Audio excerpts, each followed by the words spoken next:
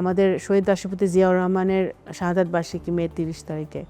তো উনি বাংলাদেশ জাতীয়তাবাদী দলের একটা কর্মসূচি সবসময় থাকে যে আমরা প্রতি বছর বিভিন্ন জায়গায় গরিব দুঃখীদের এই উপলক্ষে খাদ্য দেওয়া হয়, বিভিন্ন বস্ত্র দেওয়া হয়।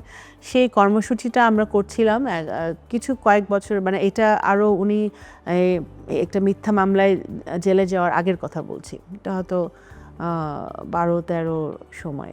তো আমরা সারাদিন ঘুরছি এবং আমি ওনার সাথে ছিলাম, অনেকেই ওনার সাথে ছিলেন ওনার সব সফর সঙ্গী হিসেবে। উনি ঢাকার বিভিন্ন জায়গায় যাচ্ছিলেন এবং অত্যন্ত গরমের সময় ছিল। তো অনেক জায়গায় গিয়ে আমরা আমাদের পল্টনের পার্টি অফিসে গেলাম। ওনার কক্ষে যখন যাওয়ার সাথে উনি দেখলেন যে আমি বের হয়ে যাচ্ছি, তো উনি আমাকে ডেকে নিলেন।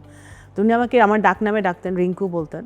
তো বলতেন যে, রিঙ্কু তুমি এখানে থাকো, তুমি তো অনেক কাজ করছো।